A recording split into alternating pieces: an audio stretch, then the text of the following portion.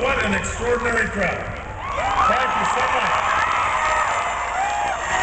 Thank you so much, everybody. I hear some of you were camping out last night.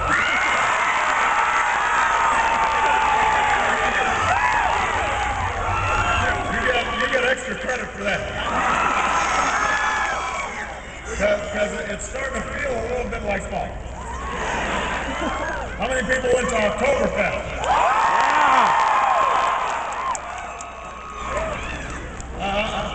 I'm sorry I missed that, guys. One more day? Whole weekend, huh? Okay. Well, let me call my campaign staff and see if I can have a pint with you.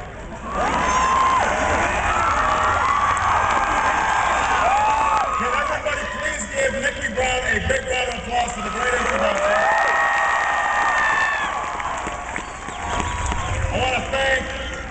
I want to thank Pastor Melinda Papillo for the wonderful invocation. I want to thank Pastor Mark Jolivet for the Pledge of Allegiance. I want to thank your wonderful state representative, Jennifer Schilling, for her strong words, and one of the finest young congressmen we've got in Congress, Congressman Ron Kine. Give him a round of applause.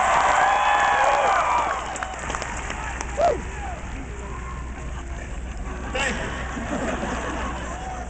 You know, we meet here at a time of great uncertainty. Our economy is in crisis. I think everybody understands that.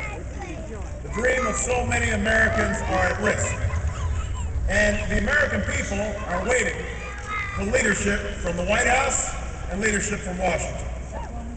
Now, on Monday, over the course of a few hours, the failure to pass the economic rescue plan in the House led to the single largest decline in the stock market in 2 decades. Over $1 trillion of wealth was lost by the time the markets closed. It wasn't just the wealth of a few CEOs on Wall Street.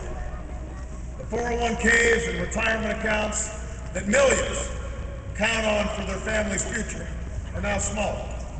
The state pension funds of teachers and government employees lost billions of dollars. Hard-working Americans who invested their nest egg to watch it grow are now watching it shrink. But while the decline of the stock market is devastating, the consequences of the credit crisis that caused it will be even worse if we don't act and act immediately. That's why I'll be flying back to Washington immediately after this rally. Because it is time for us to take some clear action. Because of the housing crisis, we are now in a very dangerous situation where financial institutions across this country are afraid to lend money. And if all that meant was the failure of a few banks on Wall Street, that would be one thing.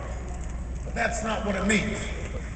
What it means is that if we don't act, it's going to be harder for you to get a mortgage for your home, or the loans you need to buy a car, or send your children to college.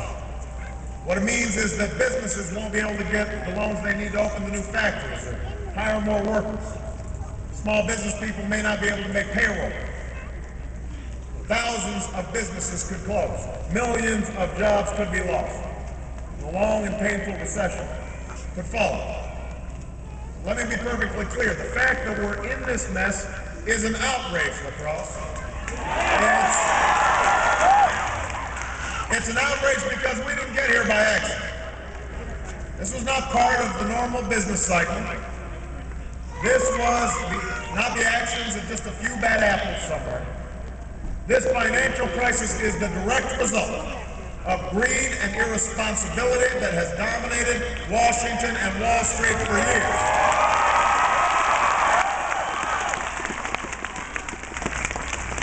It's the result of speculators who gamed the system, and regulators who looked the other way, lobbyists who bought their way into our government.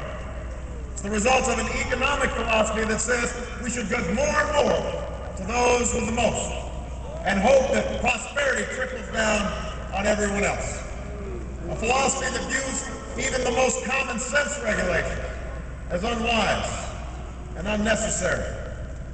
This crisis is the final verdict on this failed philosophy. A philosophy that we cannot afford to continue. We can't have 8 more years of this philosophy. We can't have 4 more years of philosophy. And that's why I'm running for president of the United States.